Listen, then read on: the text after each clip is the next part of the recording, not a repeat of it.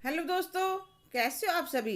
आज मैं आपके लिए कहानी लेकर आई हूँ। एक बाप की अपने बच्चों को नसीहत। रश्मि और कौशल दोनों पति पत्नी थे। रश्मि एक हाउसवाइफ थी, घर के कामों में निपुण, पर घर के बाहर के कामों में अनाड़ी। ज़्यादा पढ़ी लिखी थी नहीं। कुछ बचपन से ही मन में यह धारणा थी कि औरतें घर के काम और पुरुष बाहर का काम संभालने वाले होते हैं। उसके पति कई बार उनकी सोच को बदलने की कोशिश भी करते, पर हर बार नाकामयाब होते। शादी के 20 साल बाद तो कौशल ने रश्मि से बदलने की उम्मीद भी छोड़ दी थी। उनके 3 बच्चे थे। 18 साल की बेटी पल्लवी जो कॉलेज में जाती थी, और बड़े बेटे ने 10वीं के, सबसे बड़े छोटे ने 7वीं कक्षा के। कौशल का अपनी पत्नी पर बस नहीं चला, पर वे चाहते थे उनके बच्चे घर का बाहर का सारे काम सीखे। इसलिए उन्होंने अपनी बेटी पल्लवी को गाड़ी चलाना, स्कूटी चलाना, बैंक में पैसे जमा करवाना, निकालना।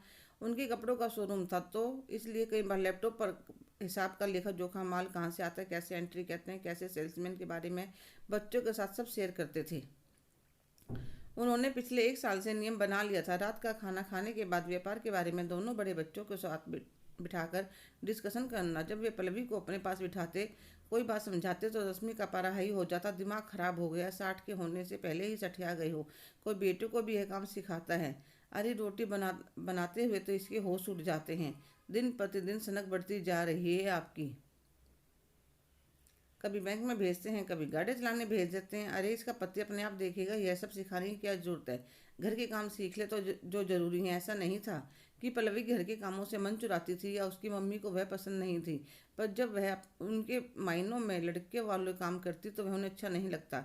एक दिन दुकान से वापस आते हुए कौशल जी का कुछ लोगों से उनका पैसों का बैग छीनने की वजह की कोशिश करते हैं। वह बैग को बचा लेते हैं और हाथापाई में वे घायल हो जाते हैं, और कुछ लोग, भले लोग, अस्पताल में दाखिल करवा देते हैं।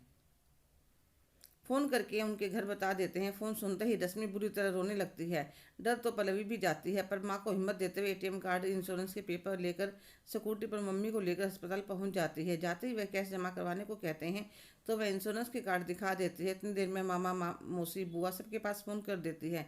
जो व्यक्ति उन्हें लेकर आए थे वह बैग और फ़ोन उन्हें संभलवा देते हैं, तो वह उन्हें बहुत धन्यवाद करते हैं। इतनी देर में सारे रिश्तेदार पहुंच जाते हैं। डॉक्टर साहब कहते हैं अभी खतरा है, 24 घंटे बाद पता चलेगा। वह रात भर माँ को संभाले रहती है और दोनों भाइयों को भी समझाती है कि ध्यान से रहना। अगले दिन डॉक्टर कहते हैं जान का खतरा तो टल गया, पर 1 महीने से पहले बिल्कुल भी नहीं हिलना। रश्मि देखती है बेटी कैसे गाड़ी में फटाफट खाना नाश्ता जो चाहिए जल्दी से ले आती है। छुट्टी मिलने पर भी दवाइयों के सब बारे में जानकारी भी ले लेते। समस्या यह थी कि 1 महीना शोरूम को कैसे करेंगे। इतना किराया, सेल्समैन की पेमेंट, अगर शोरूम बंद कर देते हैं तब भी काम नहीं चल पाता। तो पल्लवी उसका छोटा भाई, पापा आप चिंता न करें, हम संभाल लेंगे। कौशल जी उन्हें घर पर टेलीफोन पर बताते जाते थे। दोनों भाई बहनों ने सारे काम इतने अच्छे से हैंडल कर लिए कि रिश्तेदारों ने भी दांतों के नीचे उंगली दबा ली। सब ठीक हो जाता है तो कौशल जी अपने काम पर और बच्चे अपनी अपनी पढ़ाई पर जुट जाते हैं।